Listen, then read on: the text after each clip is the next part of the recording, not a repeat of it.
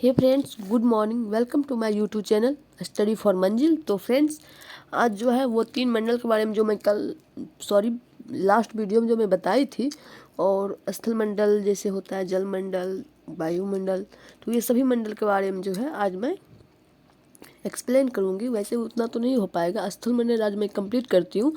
Next video जल मंडल और उससे नेक्स्ट वीडियो जो है वो वायुमंडल का आएगा।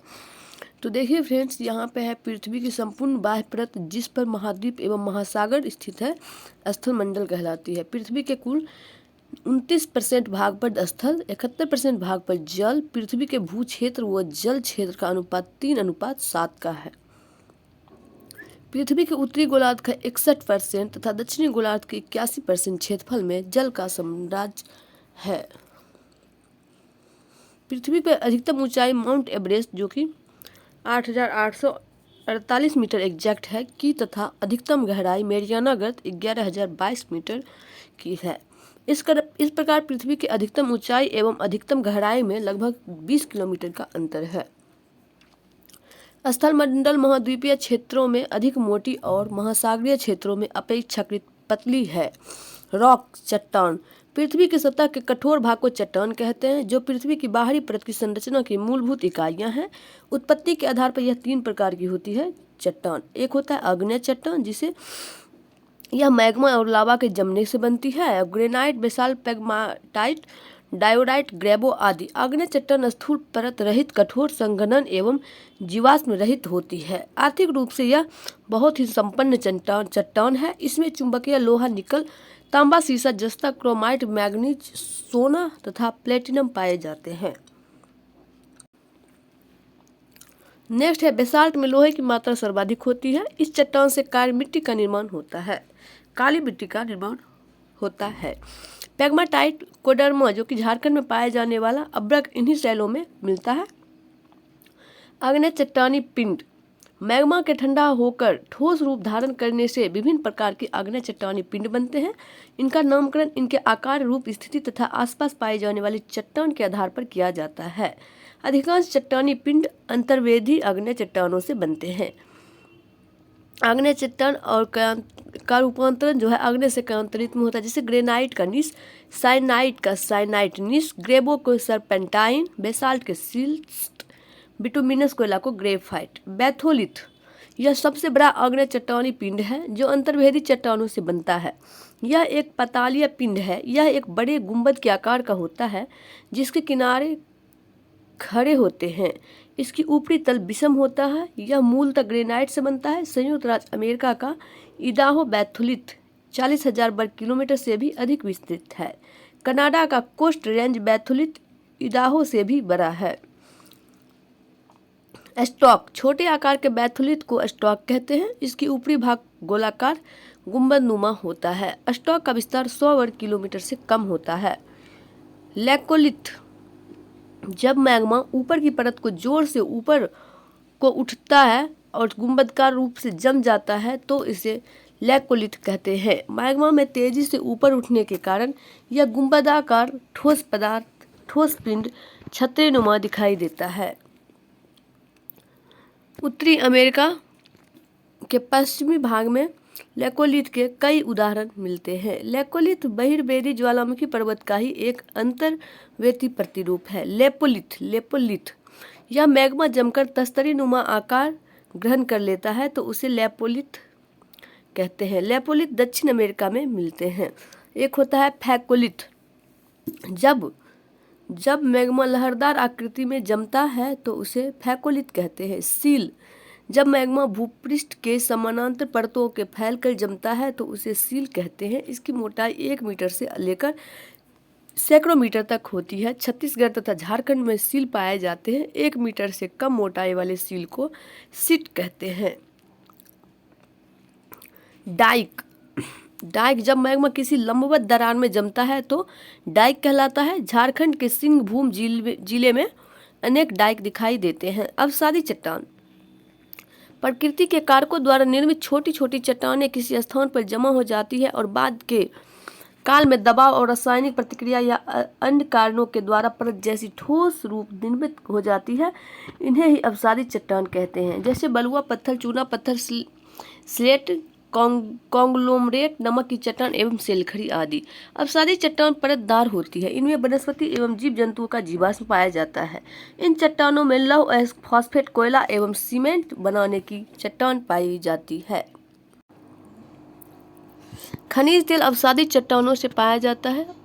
अप्रवेश चट्टानों की दो परतें के बीच यदि प्रवेश सेल की परत आ जाए तो खनिज तेल के लिए अनुकूल स्थिति पैदा हो जाती है। दामोदर महानदी तथा गोदावरी नदी बेसिनों की अवसादी चट्टानों में कोयला पाया जाता है। आगरा का किला तथा दिल्ली का लाल किला बलुआ पत्थर नामक अवसादी चट्टानों का बना होता है।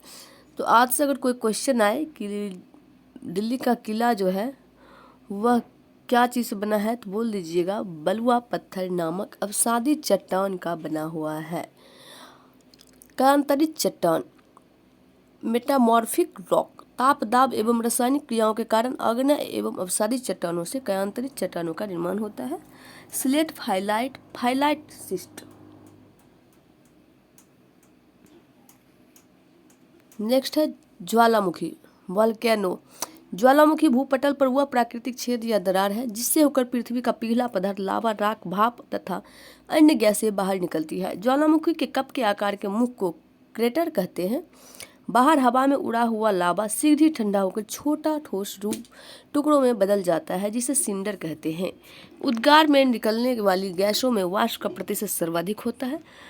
पहले शुरू एस की उत्पत्ति ज्वालामुखी के उद्गार के समय ही होता है।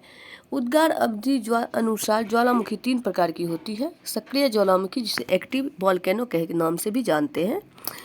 इनमें अक्सर उद्गार होता है। इसमें बार बार जो होता है ज्वालामुखी बार बार यहाँ एक ही जगह पे फटता है। वर्तमान समय में विश्व का सक्रिय ज्वालामुखी की संख्या 500 है। इसमें प्रमुख है इटली का एटना, स्ट्रोम्बोली, मैक्सिको, उत्तरी अमेरिका में स्थित कोलिमा ज्वालामुखी बहुत ही सक्रिय ज्वालामुखी है। इसमें 40 बार से अधिक बार उद्गार हो चुका है। स्ट्रोम्बोली भूमध्य सागर में सिसिली के उत्तर में लिपारी द्वीप पर अवस्थित है। इसमें सदा प्रज्वलित गैसें निकलती रहती है जिससे आसपास का भाग प्रकाशित रहता है। इस कारण इस ज्वालामुखी को भूमध्य सागर का प्रकाश स्तंभ कहते हैं। एक होता है प्रसुप्त ज्वालामुखी जिसे डोरमेंट वॉल्केनो के नाम से भी जानते हैं, जिसमें निकट अतीत में उद्गार नहीं हुआ है लेकिन इसमें कभी भी उद्गार हो सकता है। उदाहरण है विसुवियस जो कि भूमध्य सागर के पास है। क्राकाटोबा सुंडा जलडमरू मध्य में है। Fujiyama Japan, main Philippines. एक होता है शांत ज्वालामुखी, वैसा ज्वालामुखी जिसमें ऐतिहासिक काल से कोई उद्गार नहीं हुआ है और जिसमें पुनः उद्गार होने की संभावना नहीं हो। इसके उदाहरण हैं जैसे कोह सुल्तान एवं देमबंद, पोपा, किलिमंजारो, चिम्बराजो। कुल सक्रिय ज्वालामुखी का अधिकांश प्रशांत महासागर के तटीय भाग में पाया जाता है। प्रशांत महासागर के परिमेखला को अग्निवलय भी कहते हैं। सबसे अधिक सक्रिय ज्वालामुखी अमेरिका एवं एशिया महाद्वीप के तटों पर स्थित है। ऑस्ट्रेलिया महाद्वीप में एक भी ज्वालामुखी नहीं है। ग्लेशियर, बहुत से ज्वालामुखी क्षेत्रों में उद्गार के समय दरारों तथा सुराखों से होकर जल तथा वाष्प कुछ अधिक ऊंचाई तक निकलने लगते हैं। इसे ही ग्लेशियर कहा जाता है। जैसे ओल्ड फेथफुल ग्लेशियर, यह यूएसए के येलोस्टोन पार्क में है। इसमें प्रत्येक मिनट उद्गार होता रहता है। धुआंरे ज्वालामुखी क्रिया के अंतिम अवस्था के प्रतीक है। इसमें गैस व जलवाष्प निकलना करते हैं। गंधक युक्त धुआंरों को सोलफतारा कहा जाता है। अलास्का जो कि यूएसए के कटमई पर्वत को हजारों धुआंरों की घाटी कहा जाता है। ईरान का कोह सुल्तान धुआंरा व न्यूजीलैंड भी प्लेंटी की खाड़ी में स्थित व्हाइट द्वीप का धुआंरा भी प्रसिद्ध है। विश्व का सबसे ऊंचा ज्वालामुखी पर्वत कोटापैक्सी है जिसकी हाइट है 19,613 फीट, इक्वाडोर में है। विश्व की सबसे ऊंचाई पर स्थित सक्रिय ज्वालामुखी ओंजस हेल सलाडो एंडीज पर्वतमाला में अर्जेंटीना चिली देश की सीमा पर स्थित है। विश्व की सबसे ऊंचा पर स्थित शांत ज्वालामुखी एकांकागुआ एंडीज पर्वतमाला पर ही स्थित है जिसकी ऊंचाई जो है 6,960 मीटर है। भूकंप भूगर्भ शास्त्र की एक विशेष शाखा जिसमें भूकंपों का अध्ययन किया जाता है सिस्मोलॉजी कहलाता है। भूकंप में 3 तरह के कंपन होते हैं। प्राथमिक अथवा पी तरंगे, यह तरंग पृथ्वी के अंदर प्रत्येक प्रत्येक माध्यम से होकर गुजरती है। इसकी औसत वेग 8 किलोमीटर प्रति सेकेंड होती है। यह गति सभी तरंगों से अधिक होती है, जिसमें ये तरंगें किसी भी स्थान पर सबसे पहले पहुंचती है। पृथ्वी से गुजरने के लिए इन तरंगों द्वारा अपनाया गया मार्ग नतोदर होता है। द्वितीय अथवा एस तरंगे, इन्हें अनुप्रस्थ तरंगे भी कहते हैं। यह तरंग केवल ठोस माध्यम से होकर गुजरती है। औसत वेग है इसका 4 किलोमीटर प्रति सेकेंड। सतही अथवा एल तरंगे, इन्हें धरातलीय या लंबी तरंगों के नाम से भी पुकारा जाता है। इन तरंगों की खोज एच.डी. लव ने की थी। इन्हें कई बार लव वेव के नाम से भी पुकारा जाता है। इनकी अन्य नाम है R waves, real light waves. ये तरंगें मुख्यतः धरातल तक ही सीमित रहती है। ये ठोस, तरल तथा गैस तीनों माध्यम से होकर गुजरती है। इसकी चाल है 1.5 से 3 किलोमीटर प्रति सेकेंड है। सतही तरंगें अत्यधिक विनाशकारी होती है। भूकंपीय तरंगों को सिस्मोग्राफ नामक यंत्र द्वारा रेखांकित किया जाता है।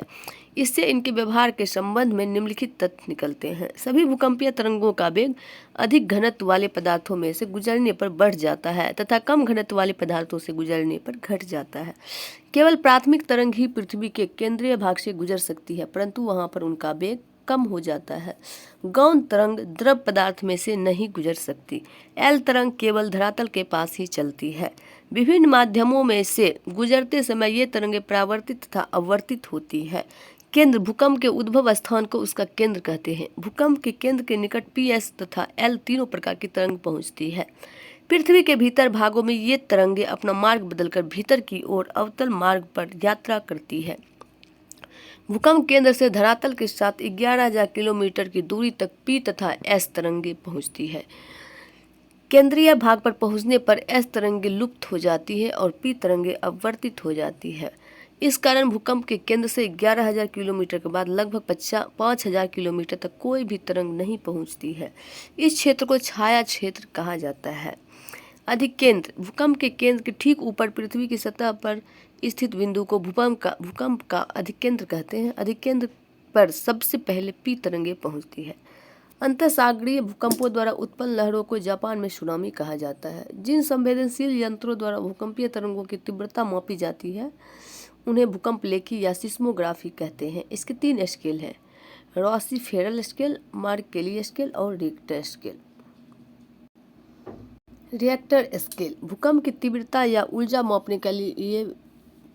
मापने वाली रिएक्टर स्केल का विकास अमेरिका वैज्ञानिक चार्ल्स रिएक्टर द्वारा 1935 ईस्वी में की गई थी। यह एक लघु गणकीय पैमाना है जिसका पाठ्यांक 1 से 9 तक होता है। रिएक्टर स्केल पर प्रत्येक अगली इकाई पिछली इकाई की तुलना में 10 गुना अधिक तीव्रता रखता है।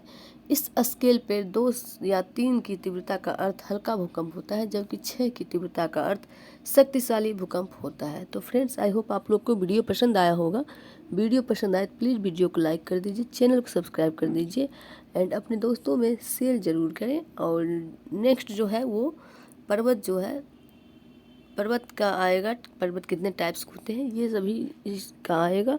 तो आप लोग वीडियो पे ऐसे बने ही रहे और अगर वीडियो पसंद आए तो ज़रूर सब्सक्राइब कर ले और नोटिफिकेशन को ऑन कर ले। Thanks for watching.